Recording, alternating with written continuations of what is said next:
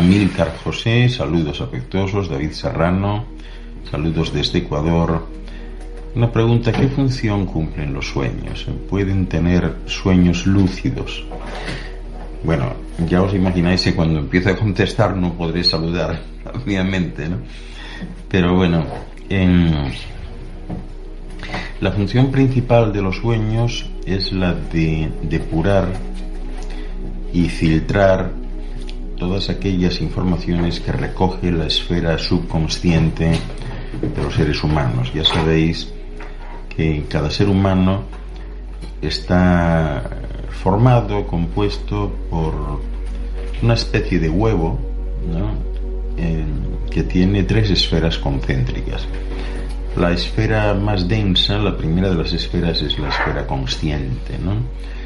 Esta esfera consciente recibe impulsos desde toda la estructura sensorial de los 5 sentidos físicos y de otros 7 sentidos no físicos, ¿no?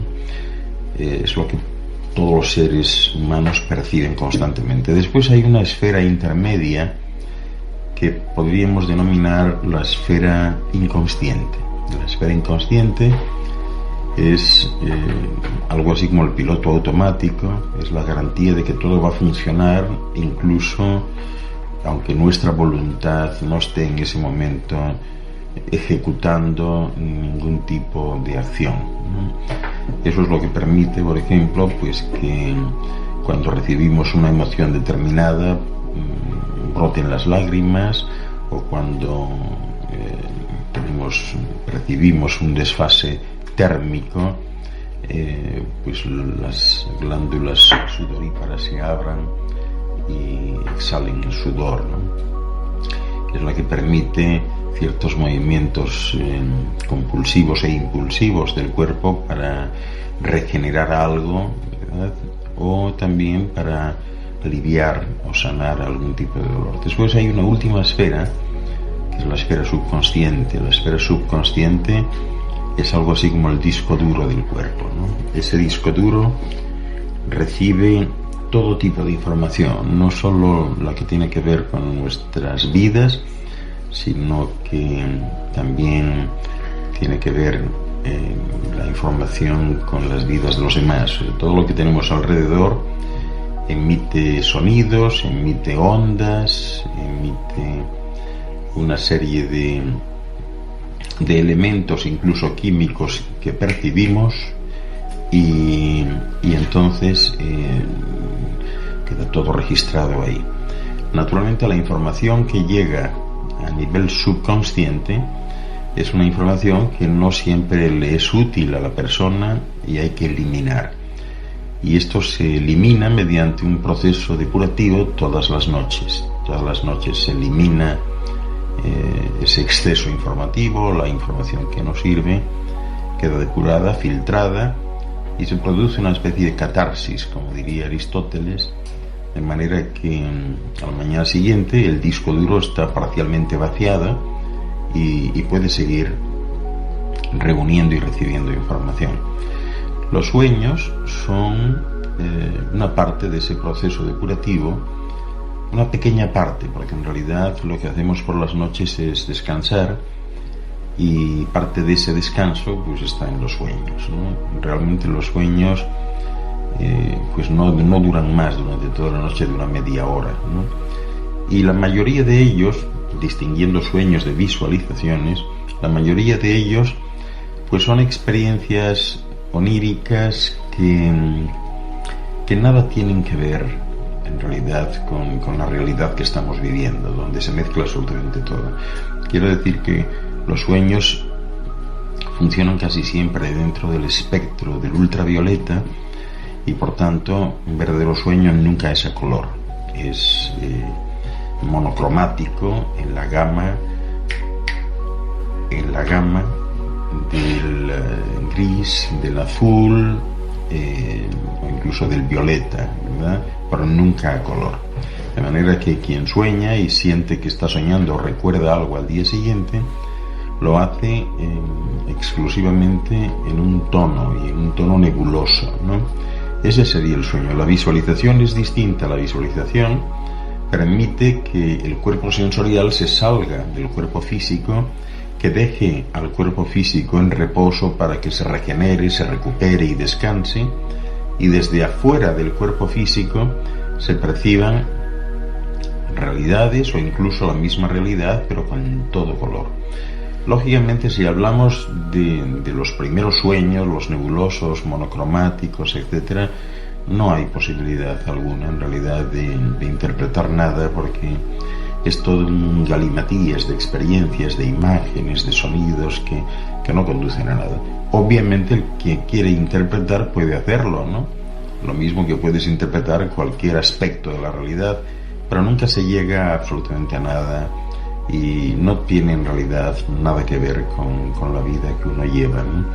Las otras visualizaciones sí son reales. Las visualizaciones, bien sea en esta realidad o en otra, cuando se recuerdan con todo lujo de detalles. Y si hay otras personas que han participado de esas visualizaciones, si hemos visto amigos o conocidos, etcétera, pues podéis hacer, si tenéis la confianza suficiente, podéis hacer el intento de conectar con ellos y veréis cómo ellos han soñado con vosotros también. O sea que uno no está solo en esto, ¿no? Eso es lo que hacen los sueños.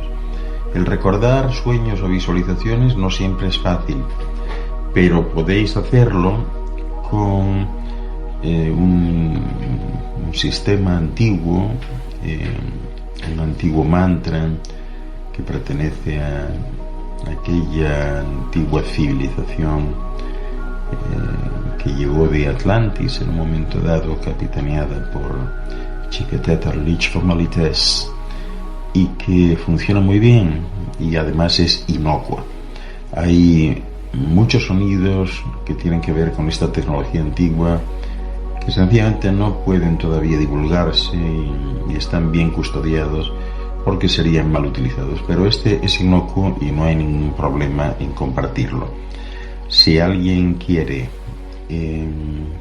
recordar un sueño, debe repetir inmediatamente antes de dormirse el siguiente mantra entre 5 o 10 veces.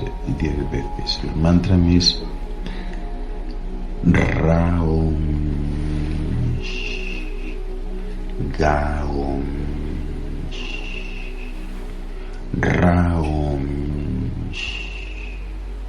Gaum Raum Gaum Raum Gaum Raum Gaum. Yo lo he hecho 5 veces. Eso es lo habitual, entre 5 y 10 veces. La mañana siguiente recordaréis los sueños. Otro aspecto importante es que si tenéis interés en recordar esas experiencias y ese recuerdo no fluye espontáneamente, que tengáis cuidado al levantaros, porque cualquier movimiento del cuerpo significa una reducción porcentual del recuerdo que pretendéis tener. Es decir, si os levantáis al abrir los ojos por la mañana, os despertáis y queréis levantaros y tenéis esa sensación de que habéis soñado algo que os interesa, en realidad no podéis moveros porque si os movéis la cabeza, ya se pierde un porcentaje del recuerdo, ¿no? Os levantáis, os sentáis, se pierde otro porcentaje. Os sentáis en la cama y al sentarse ya habéis perdido como el 75%, ¿no? Ponéis los pies en el suelo y eso significa la descarga total. Al poner los pies en el suelo ya no se recuerda absolutamente nada. Así que mucha gente lo que hace ahora, especialmente con estos teléfonos tan buenos que hay, es quedarse en la cama, estirar el brazo, agarrar el teléfono, ponerlo en grabación y narrar todo lo que recuerda, ¿no? Eso es lo que verdaderamente es aconsejable.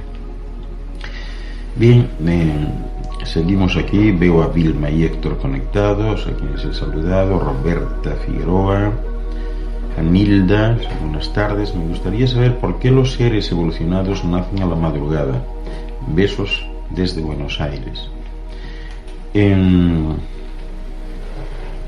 Los seres que nacen a la madrugada son, digamos que conscientes, o dentro de todo el planteamiento que se ha hecho para que ellos lleguen aquí, se buscan siempre, y no solo en la madrugada, o sea, a nivel general, lo mismo que cuando una estructura quiere manifestarse, lo hace en un área de energía cero, en un punto cero.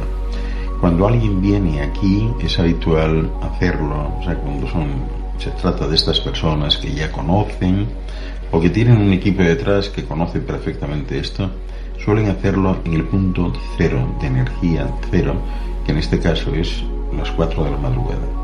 En las 4 de la madrugada la noche deja de ser noche y comienza el día, pero todavía es de noche y todavía no es de día, o sea, pero es un punto cero, es el punto de inflexión.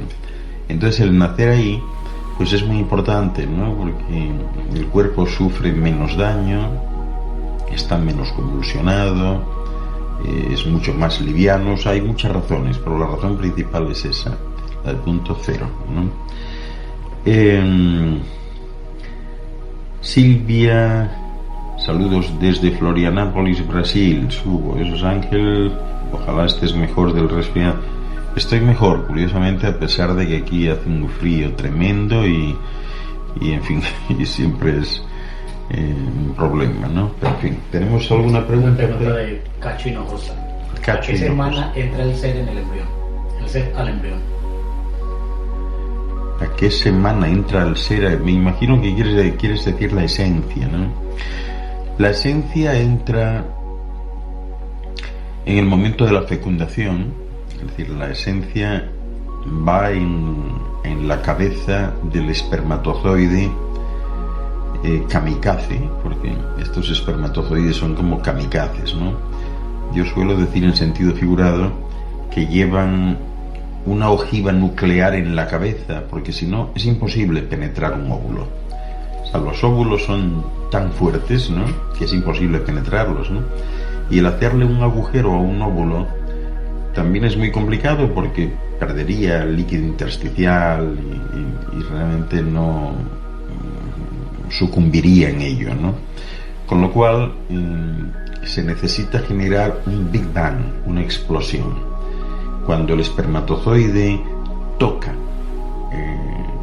la pared, la membrana celular de ese óvulo, estalla, y eso provoca un boquete por donde se cuela el espermatozoide, y si hay algún otro avispado que está cerca también entra también, ¿no? Pero normalmente es uno solo el que entra, y automáticamente el óvulo, el huevo, reacciona y cierra el agujero, lo cierra inmediatamente.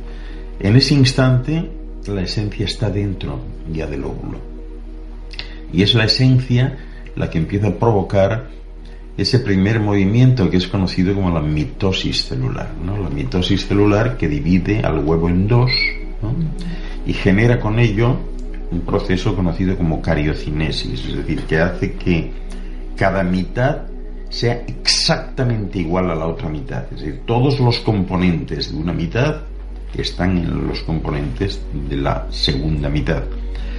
Esa cariocinesis y esa mitosis celular siguen su progresión. O sea, primero el huevo se divide en 2, luego se divide en 4, luego en 8 y así sucesivamente, ¿no? Y va formando ya los primeros tejidos. Después de ese momento inicial, la esencia ya no está. La esencia vuelve a entrar ocasionalmente, o sea, deja que los procesos biológicos sigan su ritmo, porque son procesos automáticos. Ya se ha generado esa especie de burbuja especial, energética, que llamamos inconsciente, y la esencia ya no vuelve a entrar, o sea, entra como a los 3-4 meses, y después de los 3-4 meses tampoco vuelve a entrar ya hasta el final, hasta las 24-48 horas antes del parto, o a veces cuando se da el parto. Claro, hay muchas madres que sostienen que cuando estaban embarazadas que le ponían música al bebé y que sentían que el bebé reaccionaba, que el feto en este caso reaccionaba, y eso es cierto, pero si esas mismas madres hiciesen lo mismo, colocando unos electrodos sobre cualquier músculo del cuerpo, por ejemplo un bíceps, notarían que también el bíceps reacciona a la música, ¿no? Y el bíceps es tan solo un músculo, ¿no? O sea que realmente no podemos hablar de que la esencia entre de verdad hasta poquito antes del nacimiento. Sí. Gustavo Pose, desde Tandil, Buenos Aires, Argentina. Saludos, doctor. ¿Algún comentario sobre los incendios que afectan a Chile? Pues no, realmente estoy preocupado con ello, ¿no? Pero quisiera deciros que cuando suceden estas cosas, incluso aunque sean intencionales, aquí hay un grupo, hay un equipo de mantenimiento de la esfera. Hay un equipo que es conocido como Hashtag. Y este equipo se encarga de que no pase a mayores. Así que, asumiendo la desgracia que supone la destrucción de amplias zonas boscosas, arbóreas, etcétera, y el peligro para la población, pues bueno, no es menos cierto que hay toda una experiencia detrás y que eso pone a prueba, ¿verdad?, la capacidad de restitución, de reconstrucción, la capacidad que tienen los seres humanos de sobreponerse a la adversidad, ¿no? Que hay una serie de aspectos muy positivos en ellos. Desde otra óptica, pues esos incendios, lógicamente, si se producen, bien pudiéramos decir que la madre naturaleza, Dios, considera que deben producirse, porque si no, nunca se produciría. O sea que en el fondo, aunque no se comprenda, detrás de todo eso se destila algo, algún movimiento, alguna acción, algún impulso que es beneficioso para todos, ¿no? Pero no puedo decir mucho más, o sea, yo no sé si han sido intencionales o no, y realmente no tiene mucha importancia. Saludo a Maite, Zara, Irma Ortiz, que está viendo desde San Francisco, y un beso, Maite. Saludo a Maite, a quien voy a ver dentro de unos días en la Expo de Los Ángeles, y que me va a ayudar con los libros y todo eso. Siempre está ella dispuesta, ¿no? Bien, sí. De nuevo, Carl Cacho Hinojosa, qué interesante, doctor. ¿Cuando son gemelos entran dos esencias? Sí. Cuando son gemelos entran dos espermatozoides, cada uno tiene una esencia. Y entonces pues aprovechan el tirón y funcionan exactamente igual y se cuelan en el mismo cigoto, en el mismo huevo, ¿no? Eso es muy interesante, ¿no? Aunque luego tengan personalidades distintas, lógicamente tienen muchos aspectos en común, pero tienen personalidades distintas. Este es uno de los grandes conflictos que tienen las personas que siguen esto que han dado en llamar los signos del zodiaco, ¿no? La cuestión de la astrología. Tienen ese conflicto porque, como siempre, consideran que se parte para estudiar las cartas natales de las personas, que se parte desde el momento del nacimiento y no se toca para nada la vida intrauterina. Pues claro, cuando tú les dices es que estos son mellizos o han nacido juntos, pero ¿qué diferencia tienen? Bueno, este nació 10 minutos antes, eso ya es distinto, ¿no? Porque tienen un ascendente diferente, ¿no?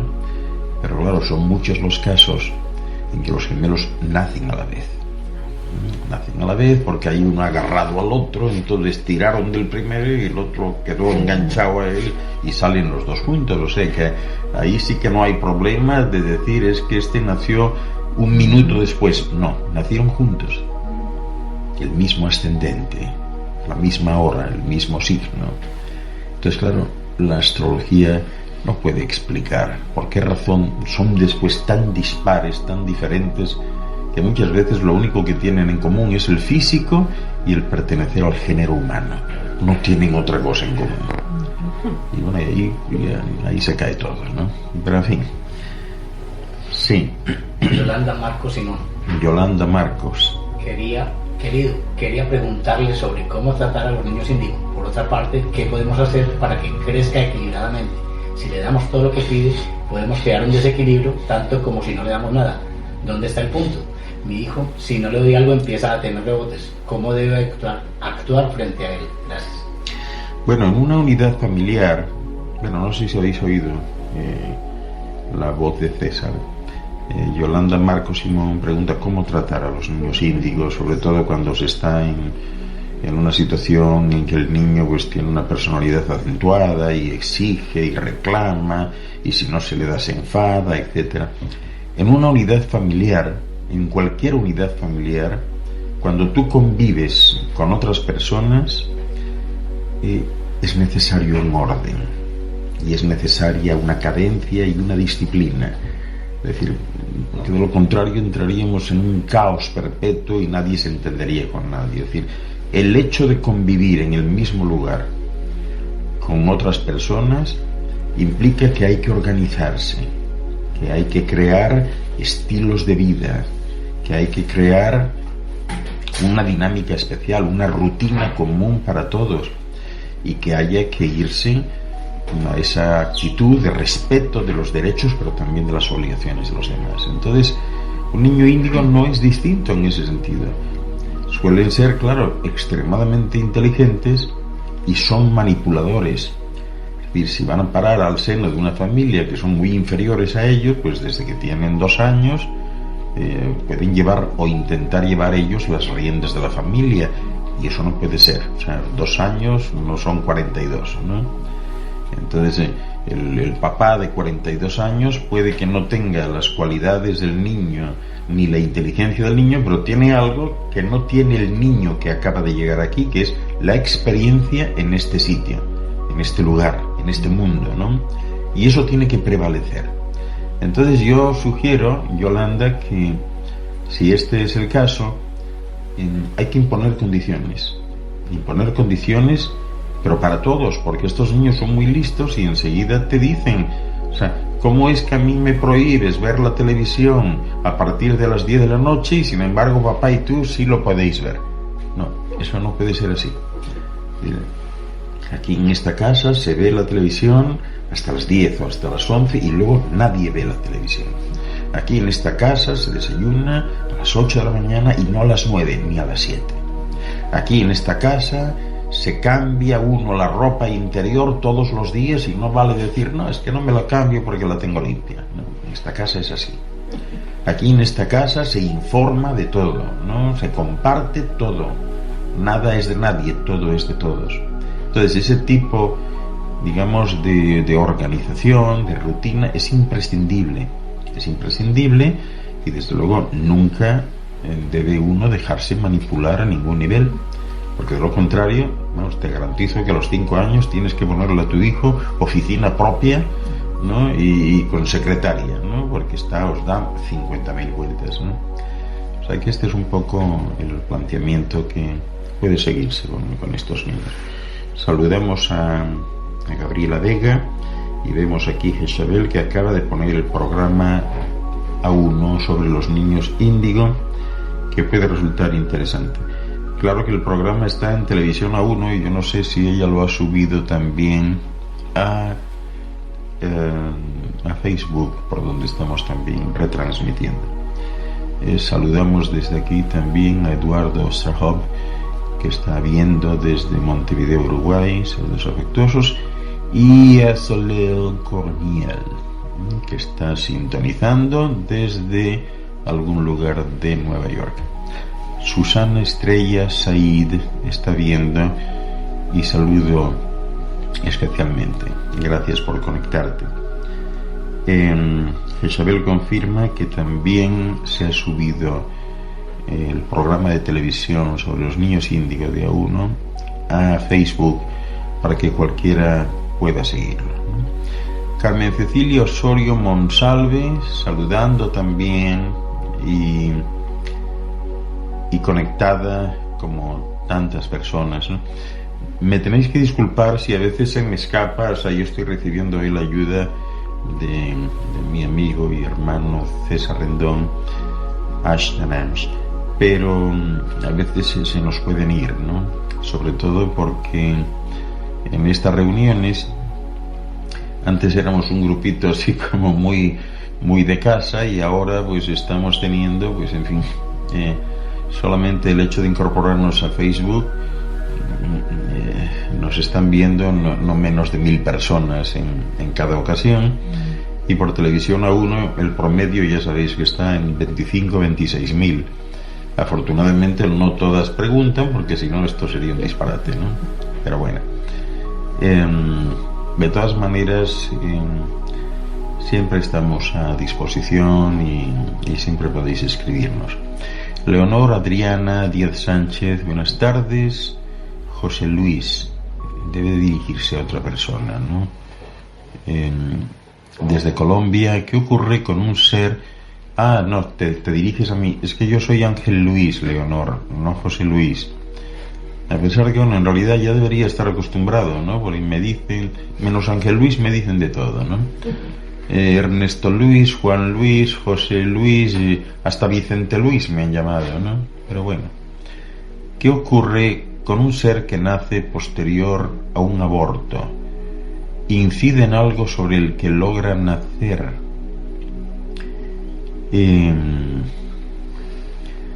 No entiendo bien la pregunta. Me gustaría que me lo perfilases un poco, porque no entiendo bien lo que me quieres decir.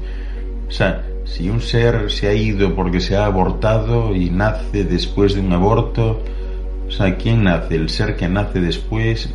Explícamelo mejor para que yo pueda intentar pronunciarme bien.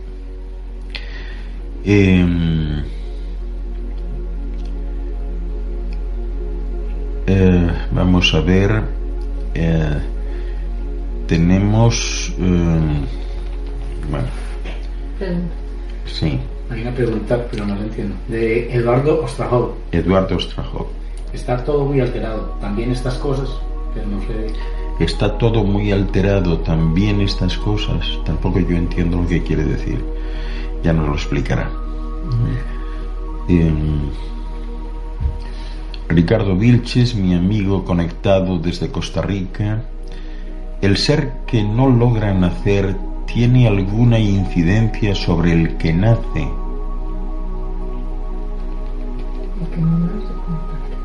Pero ¿a qué se refiere? ¿Que a los gemelos? O sea, que uno nace y el otro no nace.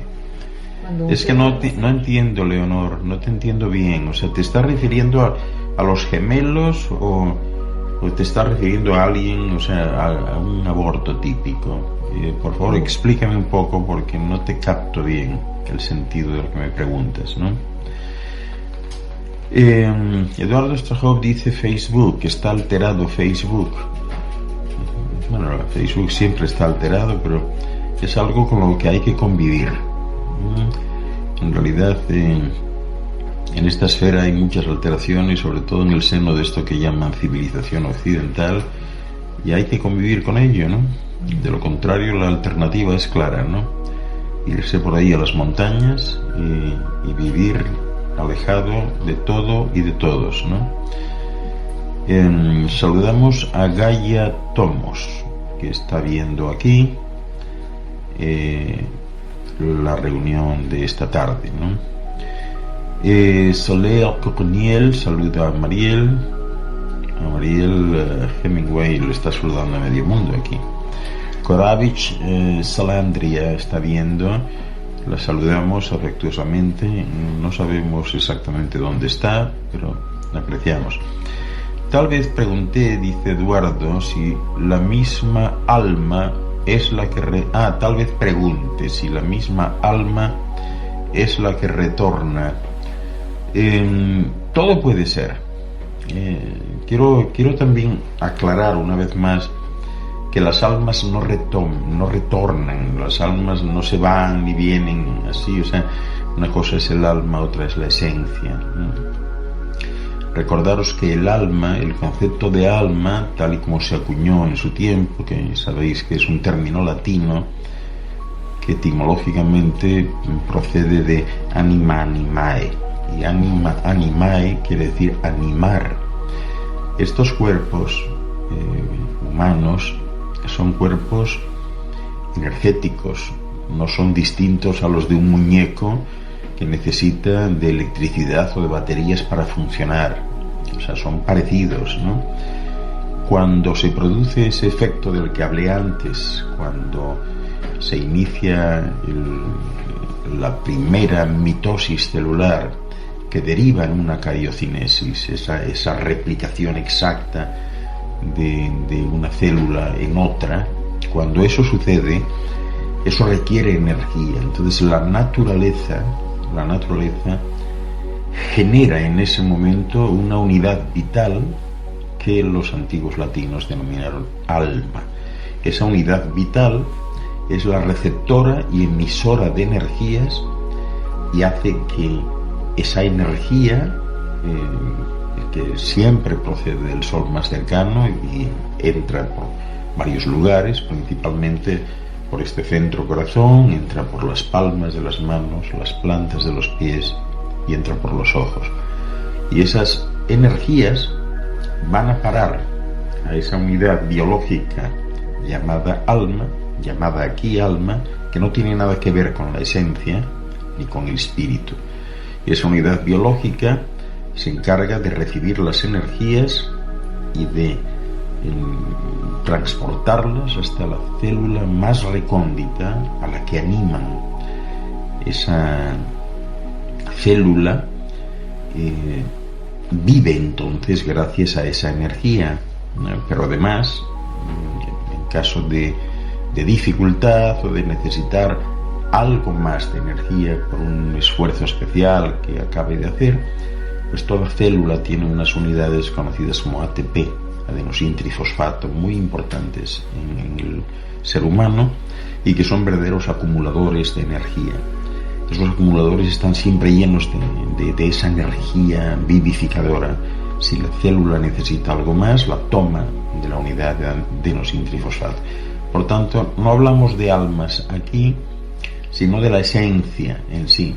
Y la esencia, pues efectivamente puede darse el caso de que tras un aborto, pues automáticamente esa misma esencia vuelva de otra manera o vuelva en una concepción incipiente, ¿no? Puede darse el caso, se dan casos así. Quiero ahondar un poco en esto de los abortos, ¿no? El aborto es una vida también, es una vida. El aborto está llamado a generar desenlaces. Cuando una esencia decide realizar una breve efusión, y esto lo hemos comentado muchas veces, es muy bonito. Supongo que con el tiempo pues las personas, las madres irán comprendiendo mejor y a lo mejor hasta se las ayuda en ese sentido, ¿no? Pero una madre en realidad nunca aborta.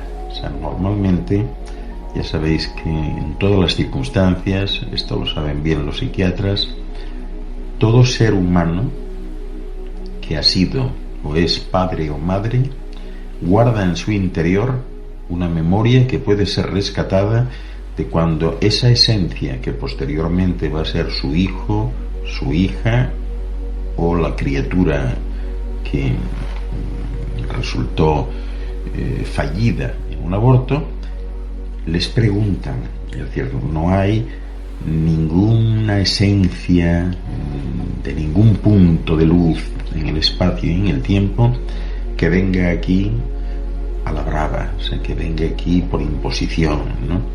Una esencia, una mujer que queda embarazada y un hombre que queda embarazado, entre comillas, reciben la visita de esa esencia en forma de luz, y esa visita es una visita en la que se le pide permiso a esa madre y a ese padre para nacer a través de ellos. Naturalmente la percepción y la visión o el recuerdo que puedan tener dependen mucho de pues del contexto en el que se muevan, del nivel cultural, del área, de las circunstancias, de los ambientes, hasta de la educación que tiene. Es decir, cuando desde el mundo de la medicina se conecta con estas personas y se les pregunta pues qué pasó 3 días antes de la fecundación, ¿no?, en esto que llaman hipnosis regresivas, pues toda madre o todo padre es capaz de expresar y explicar que está recibiendo la visita de un ser de luz. Y si el terapeuta tira de la lengua un poco a esas personas, pues le van diciendo que ese ser de luz pues le está preguntando si pueden hacer a través de ellos, literalmente. Entonces los diálogos, las conversaciones son siempre muy parecidas, ¿no? Cuando le preguntas a la madre o al padre que quién es el que está ahí, uno puede entender que lo que sucede es, en fin, están presenciando un evento sobrenatural que no comprenden del todo, ¿no? Y por tanto la descripción pues puede ser distinta. Unos dicen que están en presencia de un ángel, es decir, es un ángel el que les está hablando y preguntando si puede nacer a través de ellos o si puede entrar en este mundo a través de ellos. Otros dicen que no es un ángel, que es una cosa luminosa con una especie de alas, entonces debe ser el Espíritu Santo. Otros piensan que es Jesucristo en persona, otros la Virgen María, otros Dios Padre y otros un ser de luz, y hay muchos últimamente que dicen que es un ser extraterrestre que se les ha presentado. Cuando les empiezo a preguntar de qué va la conversación siempre es la misma. Pero además hay un aspecto muy curioso en esto, ¿no? Dentro de la información que el ser de luz les da a esos padres, hay un aspecto fundamental. Ese ser de luz, esa esencia, les informa, dice, yo voy a estar en esta efusión, o sea, mi proyecto vital va a ser de 71 años de aquí, o no, o a lo mejor le dice, mi proyecto va a ser de 10 años, o mi proyecto va a ser de 3 meses. Cuando se habla de 3 meses, ¿de qué se está hablando? Se está hablando de que a los 3 meses se va. Y uno puede plantearse, pero bueno, ¿qué querría él hacer en 3 meses? Pues en 3 meses se puede cambiar el mundo. A lo mejor ese aborto, ¿verdad?, genera los mecanismos necesarios para provocar un desenlace en la madre y el padre o el médico. ¿Quién sabe si gracias a ese aborto la madre decide ir en otra dirección distinta? El médico decide investigar y escribir sobre ese tipo de circunstancia desfavorecedora, ¿no?, que dio con ese momento en que se arruina la vida de un futuro ser humano. El padre a lo mejor, pues, no sé, abre una fundación o genera algún tipo, no sé, iniciativa tendente pues a estudiar o a paliar cualquier cosa, ¿no? O sea, todo cambia. Y a lo mejor ese es el objetivo de ese ser de luz, venir aquí a dar ese empujón necesario para que todo cambie a través de esas personas. En cualquier caso, sí quiero decir que nunca una mujer es responsable de un aborto, ni siquiera las circunstancias. O sea, todo esto que sucede responde a un orden universal, responde a un equilibrio, a una estabilidad, a una armonía que hay que mantener. Vamos a ver. Ya me dice aquí que se está transmitiendo en vivo, así que estamos bien, ¿no? Ya empiezan a conectarse, a aparecer las personas que están conectadas ahí. ¿Tengo alguna pregunta, César, pendiente? Sí, David Serrano Reyes. David Serrano. ¿Nos puedes contar sobre los atlantes? ¿Por qué desapareció esta civilización? Al igual que la egipcia, ¿qué pasó con ellos? La pregunta es ¿por qué desapareció Atlantis y los egipcios? Bueno, en realidad hay un hay un proceso de tipo biológico que afecta a todo está afectado por estas leyes universales, ¿no? Y en especial las de la biología, ¿no? Que son leyes relacionales fundamentalmente, y bueno, aquí las llaman leyes, en realidad se trata de procesos, ¿no? Por los cuales algo nace, ¿verdad? Se desarrolla, se cultiva y cambia. Al cambiar desaparece de un plano para aparecer en otro, ¿no? En todos estos casos, civilizaciones antiguas, primero la de Gondwana, después las civilizaciones que llamaron posteriormente, no se llamaban así, pero llamaron Tierra de Mu y Lemuria, después Atlantis y después pues todas las demás. La civilización sumeria, egipcia, fenicia, griega, latina, hispánica, o sea, todas han sucumbido en algún momento y vuelven a empezar de alguna forma, o sea que esto es muy habitual. Yo sé que el tema de Atlantis pues está muy socorrido, ¿no? Sobre todo desde que Platón en una de sus obras pues se refiriese a Atlantis como algo que estaba más allá de las torres de Hércules en el estrecho de Gibraltar, ¿no? Y efectivamente pues así fue. Atlantis era una nación que llamaríamos hoy, formada por un archipiélago de muchas islas, ¿no? De hecho, en tiempos de Atlantis se hablaba de 1000 y pico islas, ¿no? Que formaban el archipiélago. Este archipiélago cubría lo que es hoy todo el norte de África y además del norte de África algunas grandes islas en lo que hoy es la zona de Islas Canarias, Azores y Madeira. Todo eso formaba parte de aquel archipiélago. Las islas principales, no obstante, estaban en el norte de África y se mantienen, porque todo lo que es hoy Mauritania, la zona de Senegal, Argelia, Marruecos, Libia, etcétera, era Atlantis antes, solo que eran islas, ¿no? Hay un momento en que las convulsiones geotectónicas del planeta provocan alteraciones en esa área, ¿no? En aquel tiempo, lo que es hoy Egipto, la parte que hoy ocupa el Cairo y donde están las pirámides, era un área marítima, hasta allí llegaba el Atlántico, ¿no? Entonces hay un momento en el que, en fin, sucesivos cataclismos naturales elevan el lecho del Atlántico, provocando un movimiento de las aguas hacia el oeste, ¿no? Esto fue un movimiento que, a pesar de lo que dice Platón en el diálogo de Critias Temea, es un movimiento que no duró una noche, como sugiere, ¿no? Sino que tardó en realidad 75.000 años. Comenzó hace 75.000 años y terminó hace aproximadamente unos 12-11.000, más o menos. Atlantis era perdón, un poquito de agua, por favor.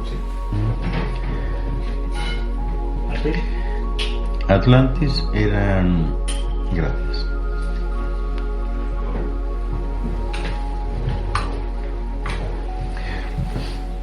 estaba formada por una civilización en parte de la esfera y en parte de fuera de la esfera. Había sucedido una catástrofe algún tiempo antes. La catástrofe había venido motivada por la desaparición de un astro que llegó a estar entre Marte y Júpiter y que fue conocido como Maldek. Maldek tenía una pequeña civilización y también la tenía Marte. la catástrofe de Maldek fue natural. Hubo un impacto con un cuerpo cósmico bastante grande, que simplemente lo destrozó, pero antes de eso parte de la civilización de Maldek fue distribuida en astros con una vida similar y con un ambiente similar, y esta catástrofe afectó frontalmente a Marte, que durante mucho tiempo, durante miles de años, perdió todo signo de vida, porque quedó parcialmente cubierto por rocas y polvo procedente de este astro. El resto de rocas y polvo pasó a formar parte de un cinturón que ya existía, es conocido como el cinturón de asteroides, ¿no? Pero ya, en fin, con más materia procedente de este astro, ¿no? Pero ya existía de antes. Marte se vio afectado. Marte tenía una vida muy parecida a esta, con una biología prácticamente idéntica a la que hay aquí. Cuando esto se supo, toda la civilización que estaba radicada en Marte fue distribuida entre otros mundos. Parte de esa civilización fue traída aquí, y también algunos pequeños, vamos a decir científicos, que hoy llamaríamos científicos de Maldek, vinieron aquí y se instalaron en lo que llamaron Atlantis, ¿no? De Atlas, y allí formaron una estructura radial que estaba centralizada en una isla principal conocida como Undal. En esta isla principal ellos enseguida observaron que tenía la forma de un cerebro humano visto desde arriba. Entonces partieron justamente de esa tecnología biológica para crear y conformar aquella civilización que prácticamente partía de cero, aunque ellos estaban muy evolucionados al venir de otros lugares, ¿no? Se instalaron allí. Inicialmente el número que se instaló rondaba en más o menos el 1.000.000 de personas. O sea, este fue el grupo de personas que fueron desplazadas hasta aquí. El resto de habitantes lo fue en otros mundos parecidos, ¿no? También a Prutzi llevaron, ¿no? A otros mundos, lunas, etc. La persona que se puso al frente de Atlantis era un alto sacerdote en Marte. Marte es conocida como Skodze. Entonces era un alto sacerdote allí, fue el que llevó esta civilización hasta aquí. Y se instalaron en Atlantis distintas razas. Una raza principal que era de altos sacerdotes, y digamos toda la organización que ya tenían desde Skodze, desde Marte, una raza de gigantes que vivían aparte, y una tercera raza que era una raza intermedia de seres muy estilizados, muy elegantes, muy altos, ¿no? Donde se habían mezclado otros de lo que después llamaban aquí la antigua tierra de Mu y de Lemuria, ¿no? De manera que esa isla de Undal quedó dividida entonces en 4 partes, ¿no? Una parte quedó libre para futuras razas que quisieran instalarse allí. La parte principal, esa parte que poseía una especie de ciudad que los griegos llamaron Poseidón o Poseidonis, era el centro neurálgico, ¿no? Ha pasado a la historia por estar perfectamente organizada de manera radial. En aquel tiempo era muy inusual, ¿no? Era todo circular, todo partía de un centro. En el centro estaba el templo principal. El templo principal había sido construido en base a una pequeña colina que generaba una energía libre extraordinaria.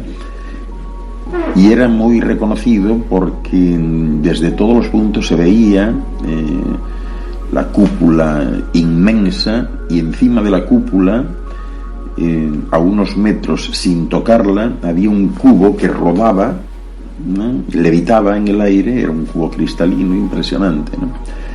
Y luego salían de allí pues como los radios de una bicicleta, ¿no?, de una rueda, y salían de forma radial carreteras y canales. Carreteras es una manera de hablar porque ellos no tenían carreteras, pero sí tenían unas líneas especiales por donde se desplazaban, y canales, y a partir de ahí, pues esto hoy diríamos que eran como avenidas, ¿no?, que iban todas a la plaza principal, todas convergían en la plaza principal.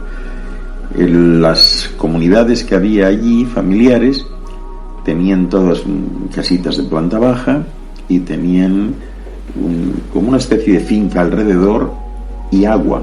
Se podía llegar a ellas por aire, por esa especie de carretera, y por mar, o sea, tierra, mar y aire. Y bueno, así estuvieron, no fueron belicosos, o sea, después se han publicado muchas cosas de Atlantis, que si la tecnología los destruyó. Eso no fue cierto, ¿no? O sea, nunca desarrollaron una tecnología bélica para enfrentarse a otros. Vivían en paz y tranquilos hasta que poco a poco se tuvieron que ir reubicando, ¿no? Chiquetet Arlich von Molitès esperó pues prácticamente al final, o sea, él estuvo al timón de aquel país, de aquella nación, hasta el final. Y cuando ya, en fin, no quedaba más remedio porque estaba prácticamente todo anegado allá, pues él se fue a Egipto con una de las razas, ¿no? Pero también se fueron otros dos altos sacerdotes conocidos como Ra y Aragot. Ra se estableció también en Egipto un tiempo y dio lugar a ciertas dinastías, ¿no? Igual que Chiquetet Arlich von Molitès, que fue la persona más importante, a quienes los griegos después llamaron Hermes Trismegisto, ¿no? Y que antes, ¿no?, cuando estaba en Marte, era conocido como Tot, ¿no? Y Tot estuvo aquí hasta hace pocos años. O sea, Tot dedicó a este mundo pues algo más de 58.000 años con el mismo cuerpo. Estuvo mucho tiempo aquí, mucho tiempo. Ra, después de estar en Egipto, siguió hacia el oriente y creó dinastías en el oriente. Y Aragot se encargó de los más grandes, de aquellas razas gigantes que también estaban en una parte de Undal, y se instaló con ellas en las islas del Peloponeso, que eran las que más se le parecían a lo que había sido Atlantis. Estas razas eran impresionantes porque el promedio de altura de aquellos seres era de unos 10 metros. Entonces, claro, eran muy imponentes, ¿no?, muy impresionantes. Y bueno, pues esto de forma resumida, lógicamente aquellos que fueron al Peloponeso pues dieron lugar posteriormente a las leyendas de los dioses griegos inmensos, etcétera, ¿no? Y esta es la historia y así os la he contado, ¿no? Noemí Gutiérrez. ¿Podría hablarnos sobre los niños de esta nueva era cristal? Los niños cristal. Es que Noemí, tú sabes que aquí hay como algún amigo mío le llamaría una manía, ¿no? Una manía que es la de cuantificarlo todo, la de clasificarlo todo, calificarlo todo y estereotiparlo todo, ¿no? Imagínate por un momento que yo te pida que clasifiques los tipos de grano de arena de las playas de México. Pues seguramente me dirías algún insulto con toda la razón y me mandarías, en fin, bien lejos, ¿no? Los famosos niños índigo pueden tener tantas categorías como quieras, tantas clasificaciones como quieras, y yo sí estoy alerta de que si los niños cristal, los arcoíris, los suprapsíquicos, cada día hay una clasificación nueva. no tiene importancia. O sea, para mí sería más sencillo decir, es un niño índigo, pues muy especial, o un niño índigo normal, o un niño índigo tímido, ¿no? Algo así, y ni siquiera eso, ¿no? Estos niños, por hacer una breve historia, sabéis que siempre hubo niños índigo, en primer lugar, ¿no? Lo que pasa es que ahora, pues hay como una mayor afluencia, pues por muchas razones, ¿no? Entre otras razones están los cambios tan acelerados que estamos todos viviendo y que estamos presenciando y que son estupendos. O sea, yo no sé cómo lo veis vosotros, pero es fantástico, ¿no? Ser testigos, pues, de un tiempo en el que, por ejemplo, pues todo el mundo fumaba, ¿no? Tú no podías ser un hombre de provecho si no fumabas, te miraban mal, ¿no? Han pasado los tiempos y resulta que, bueno, que fíjate, o sea, ahora no fuma nadie, ¿no? Tiempos en que, bueno, pues la gente no se aseaba, andaban por ahí en malas condiciones, y ahora si te ven así, pues ya, no sé, te tienes hasta un problema, ¿no? Muchas cosas, o sea, han cambiado muchas cosas. Cuando comenzó esto de la música, fijaros los movimientos de la música, ¿no? La música hace 100 años, pues era una profesión ilustre, extraordinaria, en fin, aquellos músicos salían perfectamente ataviados a tocar y demás. Se va cayendo un poco, llegan los años 50 y 60, hay una ruptura cultural, sobreviene una música nueva, ¿no? Y en esa música, bueno, el que hacía música entonces pues era como un dios, ¿no? Aquellos grupos de la época, ¿no? Salían a tocar y eran como dioses, ¿no? La admiración y demás. La cosa se acabó, ¿no? Después ya eran como, en fin, como desechos humanos prácticamente, ¿no? O sea, todo va cambiando, o sea, todo va cambiando de una manera extraordinaria. Ahora mismo, por ejemplo, uno se pregunta, ¿qué haría yo sin GPS, sin un GPS? ¿A dónde iría yo sin un GPS? ¿Qué sería yo sin un teléfono celular? ¿No? O sea, estas cuestiones que son ahora imprescindibles, pues antes no lo eran, ¿no? Hasta hace 4 días ni siquiera podíamos sospechar que las unidades familiares, las familias, las casas, pues que ya no tengan teléfonos de los de antes, no hay. ¿Quién quiere ahora un teléfono de los de antes? O sea, todo va cambiando, ¿no? Los niños índigo llegan para ayudar a cruzar ese umbral que lleva a otro lugar, a favorecer los cambios, ¿no? Y los hay de muchos tipos, ¿no? De muchos tipos, de tantos tipos como tú quieras. Hay niños muy avanzados, por ejemplo, que desarrollan desde pequeño, pues, capacidades como la telequinesis, que están en sus casas a lo mejor y están jugando con una manzana que tienen suspendida en el aire. Y ya nadie se asombra de eso. Y hay cambios, ¿no? Cuando Nancy Ann Tapp, a quien conocí, de la que, bueno, tuve el privilegio de ser amigo, cuando Nancy Ann Tapp, que se movía entre Nueva York y Los Ángeles, California, a principios de los años 70, empezó a darse cuenta, ella tenía una especial predilección por la cromoterapia, las cuestiones del color. Ella era psicóloga, ¿no? Y cuando empieza a darse cuenta de que cada ser humano tiene una luminosidad que le es propia, y se empieza a dar cuenta que le llevan unos niños con trastornos como los que hoy serían, pues, tipo TDAH, ¿no? El típico trastorno de déficit de atención asociado con hiperactividad, y entonces ella ve que casi todos tienen la misma tonalidad, es un azul fuerte, un azul índigo, ¿no? Y entonces a su secretaria le solía decir, bueno, pon ahí que este es coloración azul índigo, ¿no? Entonces en realidad fue la secretaria de Nancy Ann Tapp la que en un momento dado le preguntaba, cuando decía, ¿tiene otro niño de estos? Y la doctora Nancy Ann Tapp le decía, ¿y qué tipo de niño? Y decía la secretaria, yo creo que es uno de esos de los índigo, porque es parecido al que vino el otro día, ¿no?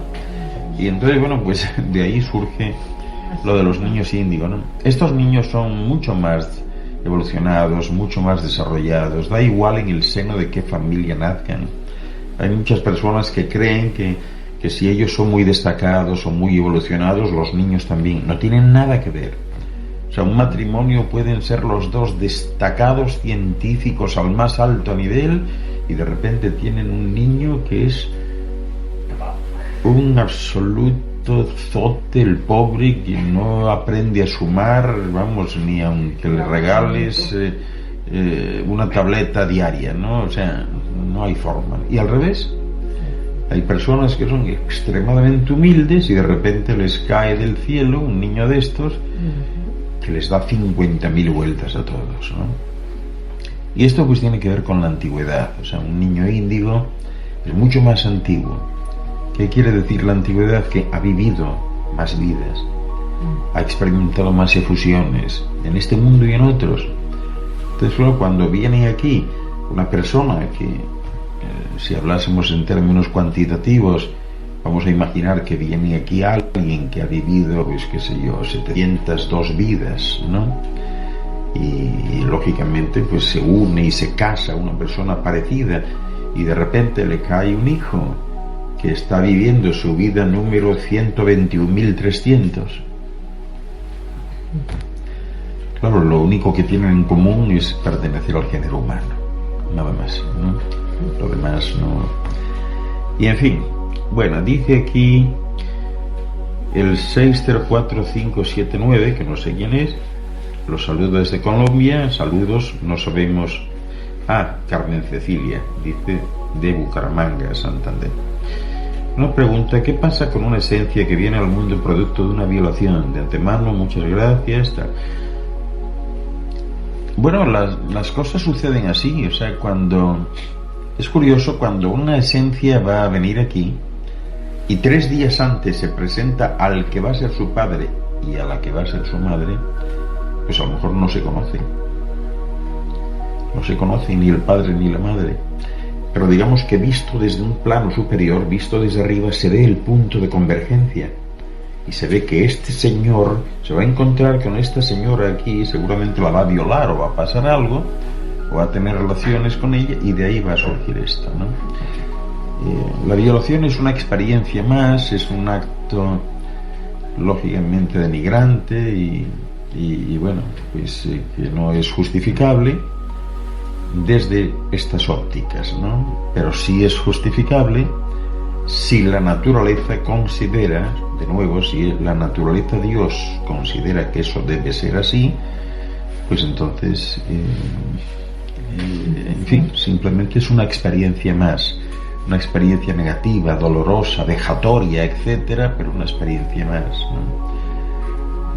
Es curioso como, por ejemplo, en textos como la Biblia, el Dios del Antiguo Testamento, Yahvé, no castiga la violación, no la castiga.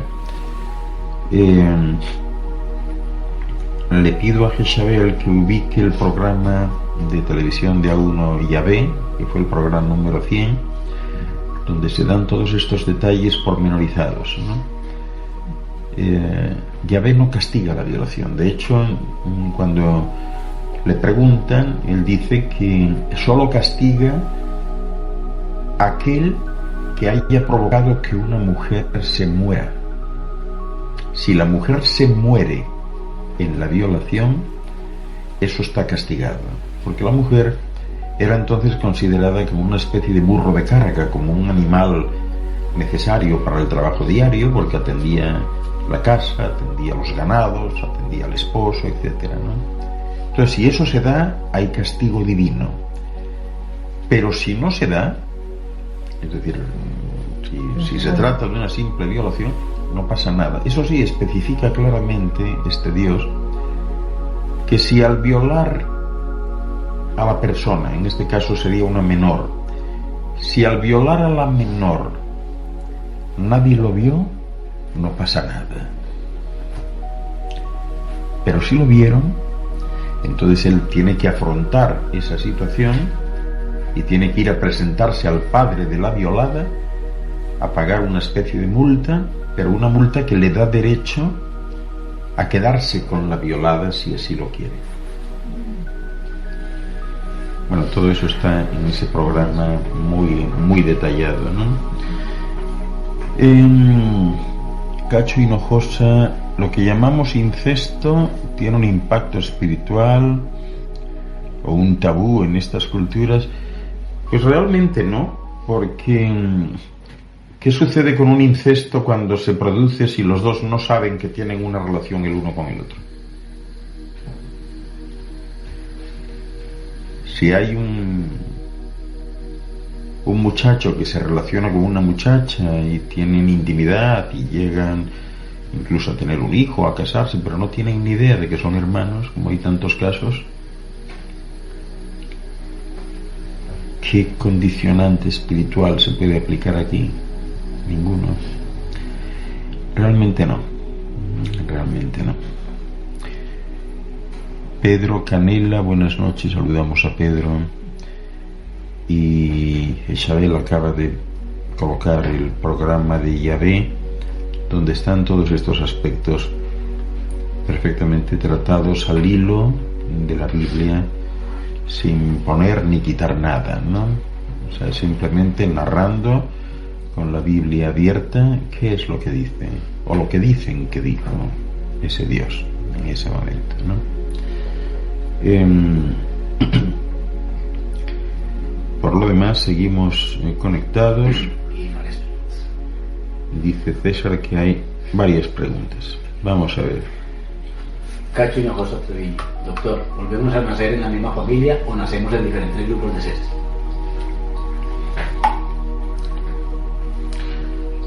Todo puede ser. En la eternidad todo es posible. Nacer en la misma familia o nacer bien alejados de esa familia. Es posible volver a nacer aquí o nacer en algún universo lejano del cual no podemos ni imaginar dónde puede estar situado. Todo es posible. Todo es posible. Como es posible no nacer en un tiempo, ¿no? ¿Os imagináis que muchas personas que están naciendo ahora aquí, a lo mejor ya nacieron aquí la vez anterior, pero el intervalo de nacimiento desde la vez anterior a esta, a lo mejor han sido 3.000 millones de años? Todo es posible. O sea, todo está abierto y eso no tiene importancia, ¿no? No tiene importancia. Lógicamente, cuando uno viene a algún lugar, pues esto sucede como en la vida diaria aquí. Es decir, tú de repente te vas de vacaciones a Colombia y te encuentras en Bucaramanga a un amigo italiano. ¿Pero qué haces tú aquí? ¿No? Y bueno, y la respuesta es lo mismo que tú, viendo qué bien, qué bueno está esto, ¿verdad? Y uno se reconoce. Afortunadamente hay un distintivo que siempre está ahí disponible, que son los ojos, la mirada. La mirada no cambia jamás. Una persona se la reconoce inmediatamente. Tú te pierdes en la mirada de la persona y sabes que es conocida, que es de casa, ¿no? Lo sabes todo a través de la mirada, ¿no?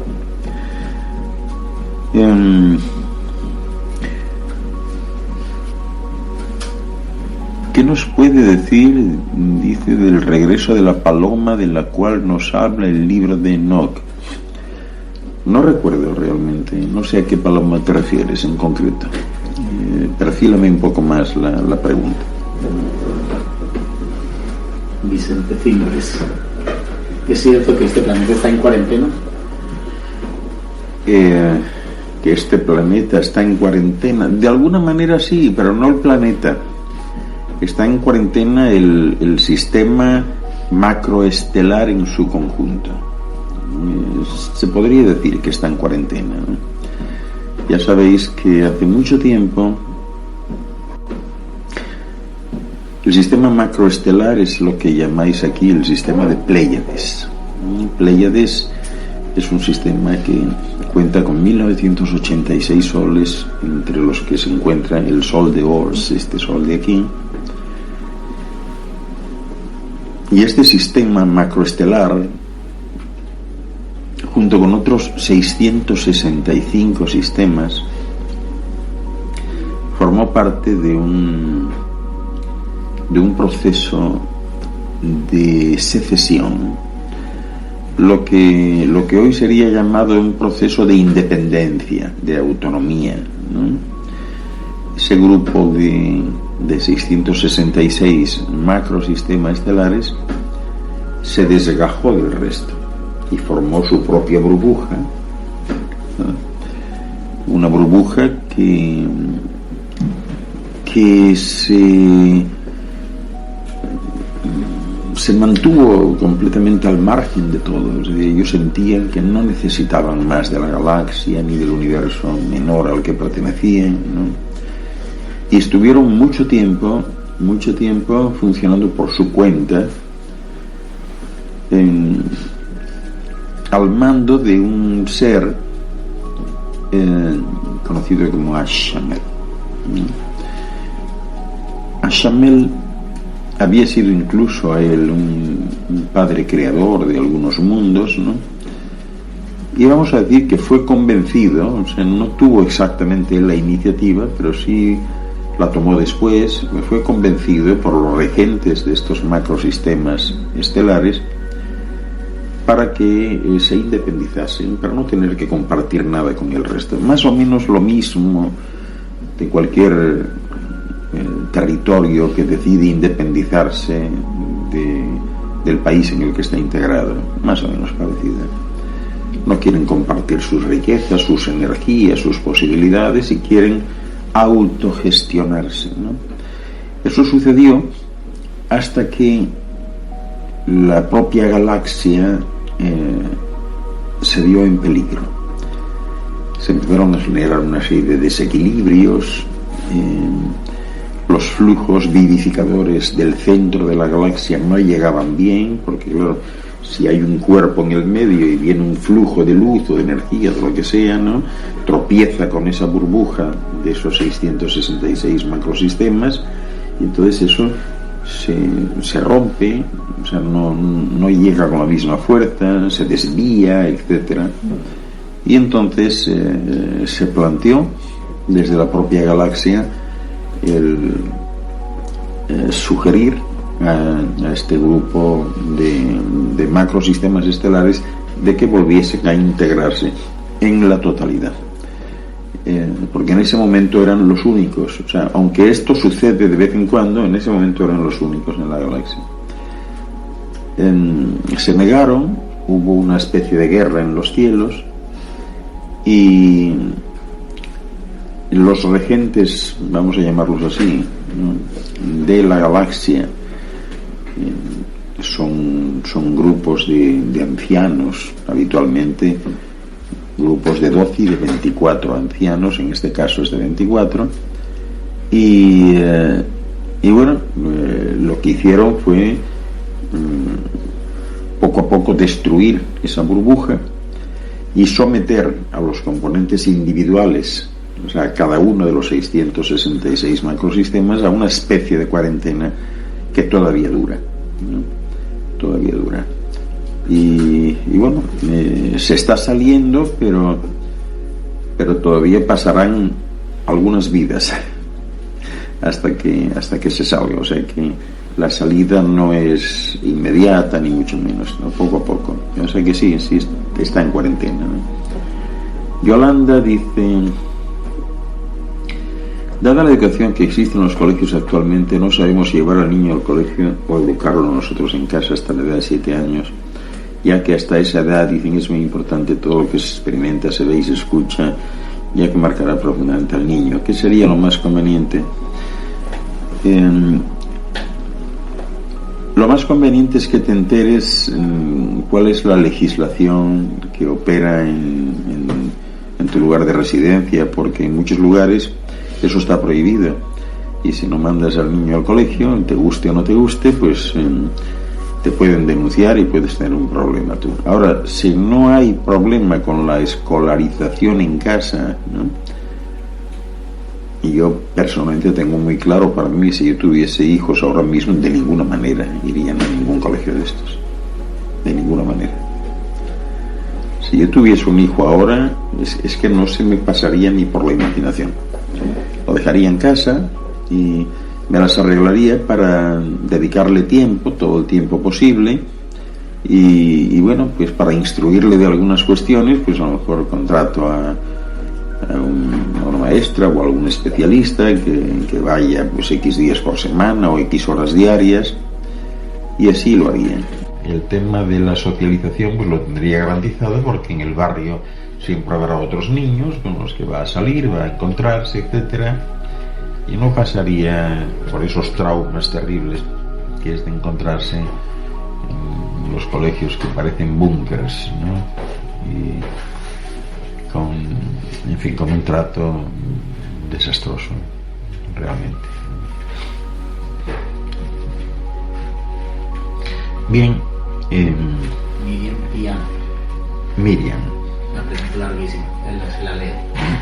Desde Argentina. Buenas tardes, doctor. Un placer esta sincronicidad, en mi caso como el de muchos aquí. Justamente citando la palabra sincronicidad, me gustaría ahondar en este tema. Las sincronicidades se dan según lo que cada esencia necesita en un momento dado, sea un mensaje, una respuesta, una motivación a actuar o a no hacer nada, o simplemente observar. Claro, esta sincronicidad está siempre bajo el psiquismo superior por sobre el individual. Es decir, cuando las sincronicidades se producen, la mente superior pone el instante. El tema es cómo saber con certeza la respuesta a esta sincronicidad, y ya que el abanico de posibilidades es vasto. ¿Cómo se llama ella? Miriam Piano. Bueno, Miriam, lo importante de las sincronicidades es justamente que te des cuenta que se está produciendo esa sincronicidad. Cuando alguien es capaz de darse cuenta de eso, algo está sucediendo, hay cambios, ¿no? Esto es como la percepción sensorial a través de los 5 sentidos, ¿no? En alguna ocasión comentábamos cómo hay personas que las invitas a comer y, en fin, has hecho una comida súper elaborada, llena de especias, de detalles y demás. Parece una obra de arte la comida en cuestión, y cuando esta persona de la que hablamos la prueba y le preguntas ¿qué tal la comida?, pues te responde con 2 palabras maldichas: está buena, ¿no? No hay más nada, ¿no? Simplemente le gustó.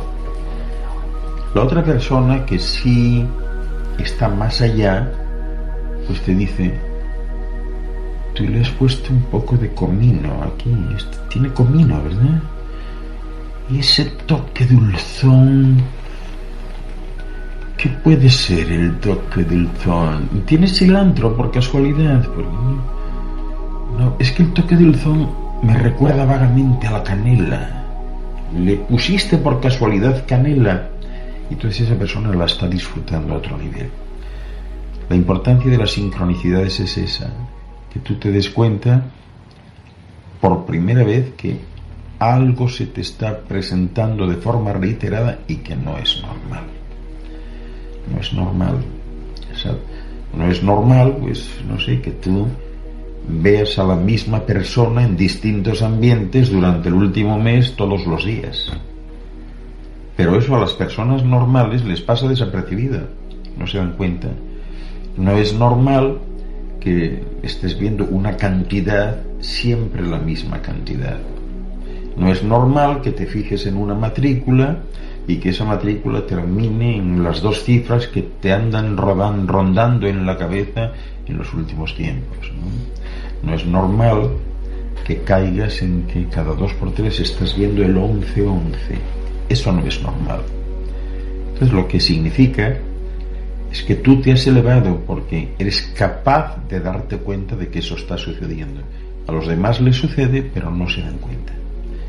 Entonces, en términos prácticos, ¿qué significa? ¿Para qué vale? ¿Dónde estás? En términos prácticos significa que has elevado tu vibración. Tú has cambiado, ya no eres como antes, ¿no? Claro, de todas estas sincronicidades, la sincronicidad principal es la de las 4 barras, el 11-11. El 11-11 es más que una sincronicidad, porque no son en realidad 4 números, sino 4 barras. Habría que referirse a ella como un código de barras, de 4 barras nada más, ¿no? Y cuando eso sucede, es muy difícil darse cuenta de 4 barritas, porque prácticamente 4 barras desde lejos no las ves. Es más visible 4 ochos, es más visible 4 cincos o 4 doses. Eso no lo ves habitualmente. Entonces, cuando te fijas en eso y lo estás viendo, algo está sucediendo. En ciertos ambientes de tipo místico y de debate, se habla del despertar o de la apertura del canal de los deseos, ¿no? Porque si hay algo que se ha comprobado a nivel de experiencia y de alguna manera se le ha dado un tratamiento científico porque se ha utilizado la estadística para ello, ¿no? Ha sido ver qué sucede con estas personas que ven el 11-11, ¿no? Y en todos los casos se dan cuenta, en este momento se puede afirmar que hay algo especial, ¿no? Y es que cuando empiezas a ver el 11-11 reiteradamente, y eso no significa que lo vayas a seguir viendo el resto de tu vida. O sea, ver el 11-11 puede ser una temporada y luego ya no lo ves. Es decir, es como cuando llegas a un determinado nivel. Cuando llegas a ese nivel está la sorpresa, el descubrimiento, qué bonito es todo, pero hay un momento en que ya estás asentado en ese nivel y te acostumbras, ¿no? Es como aquel que cambia el automóvil del automóvil pues manual de 4 caballos de potencia y de repente se pone a conducir un Porsche, ¿no? Cuando conduce el Porsche, bueno, los primeros días dice, esto es como un ovni, ¿no? Qué cosa, qué bárbara, qué aceleración, no sé qué. Exacto. Pasaron 2 años y ese está con el Porsche, pues como estabas tú con el caballo en su tiempo, ¿no? Entonces te acostumbras y no pasa nada. Esa coincidencia, esa sincronicidad del 11-11 que abre el canal de los deseos es una bonita manera de expresar lo que sucede. Los que están viviendo esa situación saben que todo aquello que fluye de su intuición se ejecuta al instante,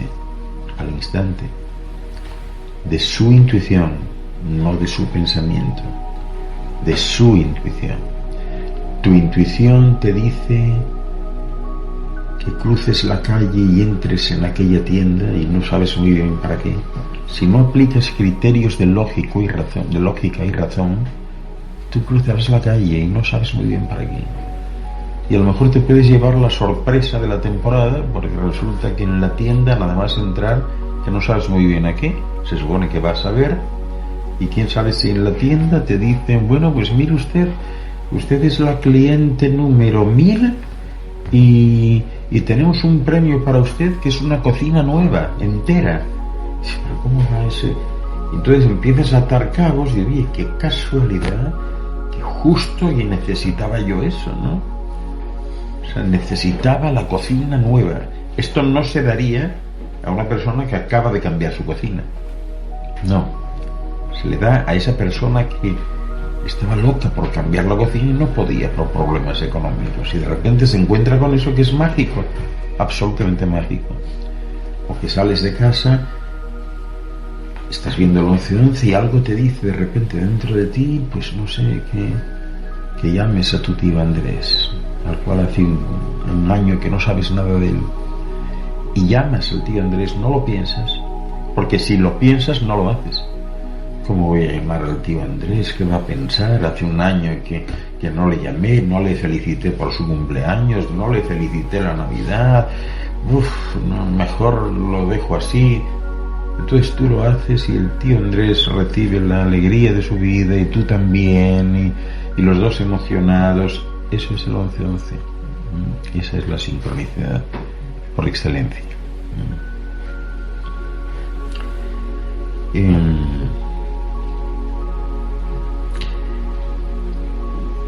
No sé si hay alguna pregunta. Daniel Rosas. Saludos, doctor. Yo quisiera preguntar sobre la segunda venida del Cristo. si es algo colectivo dentro del corazón de las personas o también es literal. Pues tú sabes que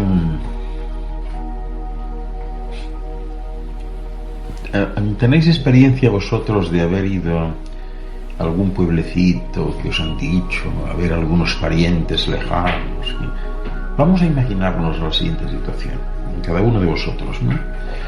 Tenéis unos parientes. Antes me estaba conectado aquí una persona de Bucaramanga en Colombia, ¿no? Hay áreas muy remotas allí que yo visité en algún momento, en las zonas de Charalá y Duitama y todo esto. Ahí hay que ir a caballo, porque no hay ni carretera, hay que ir a caballo. Vamos a imaginar que ir a un pueblo de estos remotos, de donde son originarios nuestros padres, todavía queda familia y les vamos a ver. Claro, ir a verles es toda una decisión, porque, o sea, tienes que ir a lo mejor en 4x4 y a lo mejor a caballo y demás, pero por fin llegamos al pueblo y nos reciben y sacan la mejor gallina para hacernos el caldo y nos dejan la habitación de ellos para que no durmamos mal y ahí estamos pues 2 o 3 días, porque claro, mucho más no podríamos tampoco, ¿no? ¿Y qué sucede cuando nos vamos? O sea, ¿cómo es la despedida?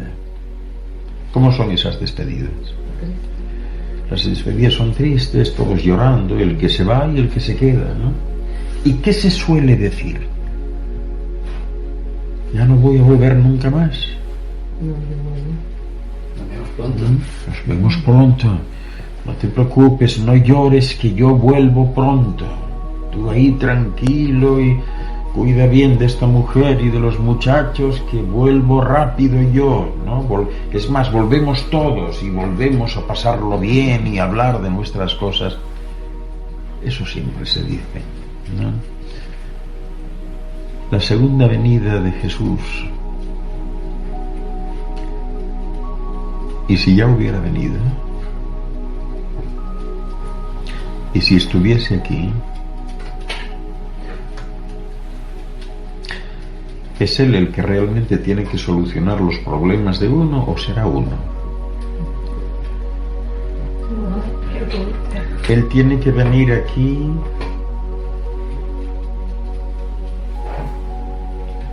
¿seré yo el que tiene que llorar si está triste o Él va a llorar por mí? ¿Será Él el que tendrá que orinar por mí si tengo un problema de infección en las vías urinarias o seré yo el que deba seguir orinando y pasando problemas? ¿Seré yo el que deba pasar mi experiencia o debe pasarla Él por mí?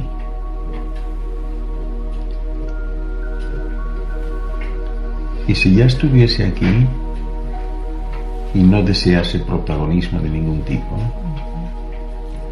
y si decidiese a la vista de lo que sucedió hace 2000 y pico años,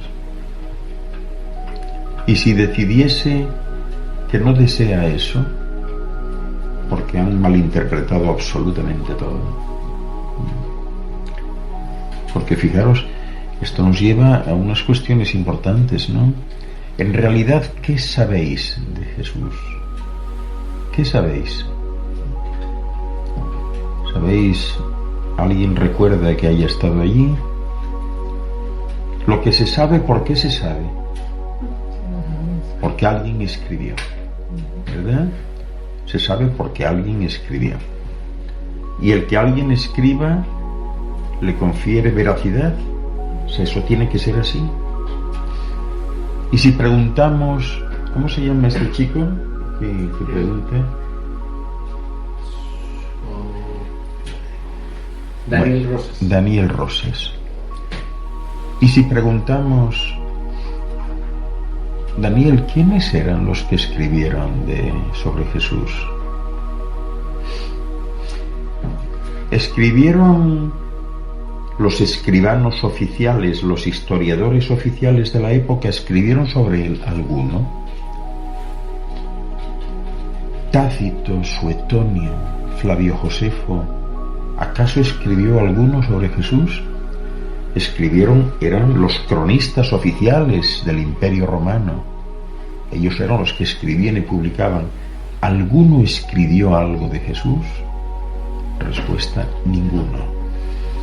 Solamente Flavio José, o Flavio Josefo, como le decían ellos, describe una situación en la que un hermano de Jesús, Judá, fue hecho preso por un centurión romano porque él no era capaz de digerir a los romanos que se metían con las mujeres judías.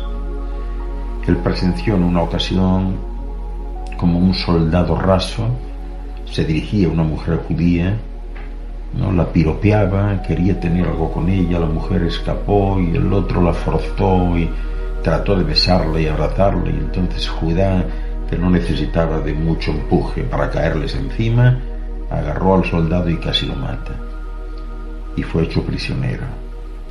Y entonces Judá lo único que hace es, como no tenía nadie más cercano, llama a su hermano Jesús. No era hermano de sangre, sino hermano adoptivo. Le manda una nota para que Jesús fuese, y Jesús fue como una especie de abogado defensor.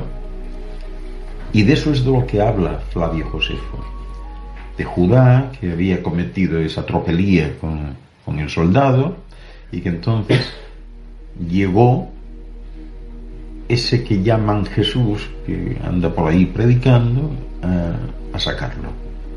Eso es todo lo que se refiere a Flavio Josefo, cronista oficial de la época. Quienes escriben de él son 4 personas. Es curioso porque a todas estas personas que siguen la trayectoria de Jesús y del Nuevo Testamento, cuando les preguntas quiénes eran estos 4 que escribieron, a lo mejor conocen sus nombres y te dicen Marcos. Muy bien, Marcos fue uno de los que escribió, el primero que comenzó a escribir. Y este Marcos, ¿quién era? Y tú le preguntas a alguien y te dice un apóstol. Dice así.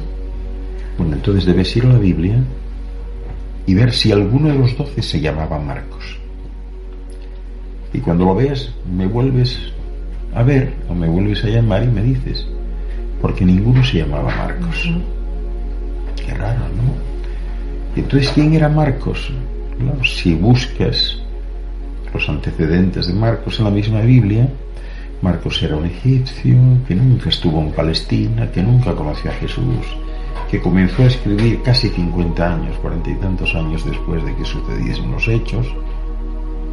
Y tú dices, bueno, pues por muy listo y muy inteligente y muy buena memoria que tuviese, francamente, o sea, para reconocer conversaciones puntuales, virtualmente imposible. ¿Y quién le sigue a Marcos? Un tal Lucas. Ah, qué interesante, o sea, Lucas, le decían Lucas el médico. Ah, muy bien. ¿Y quién sería ese Lucas? Seguro que te conoces, un apóstol. ¿Quién va a ser? Un apóstol, un discípulo. Dice, un apóstol. Por favor, vuelve a la Biblia a buscar los nombres de los 12 apóstoles, y si encuentras a uno solo que se llame Lucas, vienes y me lo dices. Perdón. Total, quien aparece es Lucas, originario de Eritrea, que efectivamente le decían Lucas el médico porque le gustaba asistir a las personas, y que parafrasea a Marcos, es decir, nunca estuvo en Palestina, nunca conoció a Jesús y escribe de oídas. Ya no vamos muy bien, y además ellos dos no coinciden en muchas cosas. ¿Quién es el tercero? Un tal Mateo.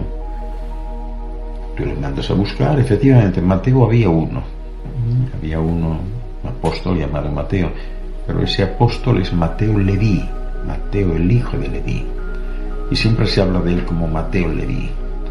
Este Mateo, que escribe el Nuevo Testamento sobre la vida de Jesús, Mateo Leví, ¿será el mismo o el que escribe en la Biblia es solo Mateo? No, el que escribe es solo Mateo. Bueno, pues si es solo Mateo, es como si me dices que el que escribió este tratado científico es Pepe. Y entonces alguien tendría que preguntar, ¿pero Pepe qué? Porque Pepes hay tantos, o sea, dime al menos el apellido, ¿no? Total, que Mateo resulta que no es Mateo Leví. Nunca estuvo en Palestina, nunca conoció a Jesús y habla de su vida. Y finalmente un tal Juan. Mandas a buscar y efectivamente hay un Juan en la Biblia, el discípulo amado. Pero estamos en lo mismo. El discípulo amado tenía 29 años cuando lo crucifixión. Y es Juan Zebedeo, Juan de Zebedeo, el hijo del trueno. Ese Juan de Zebedeo tenemos que descartarlo. Primero, porque Juan de Zebedeo era analfabeto. En segundo lugar, porque Hechos de los Apóstoles y los textos sobre la vida de Jesús son narrados por este otro Juan, que dice ser Juan el Anciano, casi 100 años después. Claro, obviamente no puede ser Juan Zebedeo, porque entonces estaría empezando a escribir a los 129 años, asumiendo que llegase a esa edad totalmente inviable en aquella época, ¿no? Con lo cual nos encontramos con que en realidad no se sabe muy bien. Este Juan el Anciano es griego, dice ser griego de la isla de Patmos, y dice que escuchó algunos de esos relatos a otro Juan anterior que se llamaba Juan el Sacerdote. Escribe en griego, es un erudito, es un hombre culto. El otro Juan, el discípulo, el seguidor, el amigo, el apóstol, era analfabeto y no hablaba idiomas. Los cuatro se contradicen constantemente, no dicen lo mismo.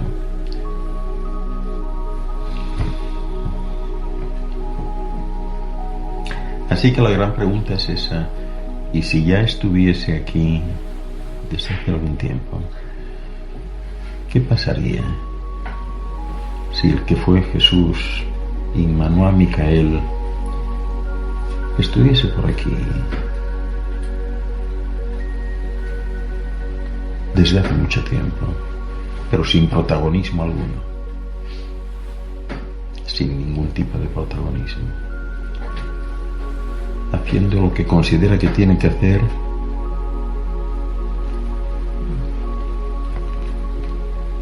pero relajado, tranquilo y con bajo perfil? ¿Qué pasaría? Porque al final, ¿para qué? Esperar que venga, ¿para qué? Son pocos los que se dan cuenta. Por ejemplo, hay una iglesia que ha estado predicando y comentando y suponiendo, y entre otras cuestiones ha hablado del cielo y del infierno, ¿no? A dónde van los justos y a dónde van los pecadores, ¿no? Pero resulta que justamente leyendo la Biblia, cuando uno lee precisamente a Juan en el Apocalipsis, Juan deja muy claro que no, que eso no es así, que será el juicio final, solo tendrá lugar tras la segunda venida de Cristo. Mientras tanto no hay juicio, y si no hay juicio no hay sentencia. Nadie es bueno ni malo, porque el juicio es tras la segunda venida de Cristo. Como se supone que no vino, nadie ha podido ir al cielo ni al infierno, porque nadie ha sido juzgado. Entonces, ¿dónde estamos? ¿Dónde nos movemos? ¿Es imprescindible eso? ¿No eres tú acaso el dueño de tu vida? ¿No eres tú el que debe caminar? ¿No eres tú el que tiene que moverse? ¿El que tiene que resolver? ¿Cuál es tu ganancia si te lo resuelve otro? ¿Cuál es tu experiencia? ¿Dónde está? ¿De qué sirve tu paso por aquí si son otros los que te resuelven las cosas? ¿Para qué estás aquí?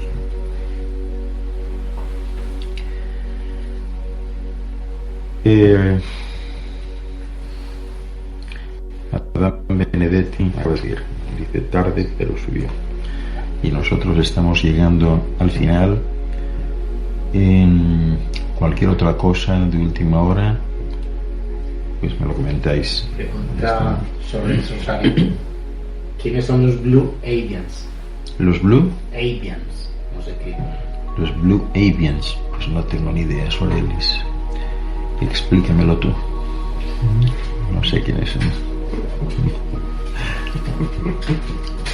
Pero bueno, en cualquier caso, feliz de que esté Sorelis Rosario por ahí haciendo alguna pregunta. Un beso grande. Eminencia Ananda, exactamente, me encanta este tema y esa reflexión sobre ello. Gracias. Gracias a ti. ¿Tiempo de otra? Dice Jezabel, pero no crean que todo lo que han escuchado ha sido fruto de su imaginación o de la mía. Que pasen una linda noche. Nos conectamos el viernes en otra transmisión de Encuentros con Este y Jewe, en esta ocasión desde Santo Domingo. Tenemos a Elida conectada. Linda tarde, linda noche ya, Elida. Linda noche. Bueno, pues saludos afectuosos para todos. Efectivamente nos encontraremos de nuevo el próximo viernes. Y acaba de conectarse Elba Russo, vicepresidente de la Fundación 1 a 1, y aprovecho esta oportunidad para hacer público mi felicitación, Elba, por tu cumpleaños, que es hoy. Un beso bien grande, que cumplas muchos más y que me siento yo un privilegiado de contar contigo en la Fundación. Muy importante y muy importante testimonio el que guardas en tu corazón de tantas cosas que ya has visto y que ves diariamente y que sientes. Que cumplas muchos años más y que termines el día felizmente. Aclara Elba que está desde temprano. Que está desde temprano. Es que yo no puedo ver, porque claro, luego me hace gracia porque cuando después voy a ver los comentarios que no he podido ver y demás, y me encuentro, aunque siempre, pues eso, en esto de Facebook, 1000 personas, o 1000 y pico. Y digo, qué bárbaro. Bueno, en fin, yo me siento muy agradecido de todos por vuestra atención y vuestra consideración, y siempre estoy a vuestra disposición para todo lo que yo pueda servir, para todo lo que pueda ayudar. Y como decía Jezabel antes, no creáis que todo lo que habéis visto y escuchado ha sido de fruto de vuestra imaginación o de la mía. Ángel Luis Fernández, un amigo más de los muchos que tenéis. Saludos afectuosos, nos vemos el viernes.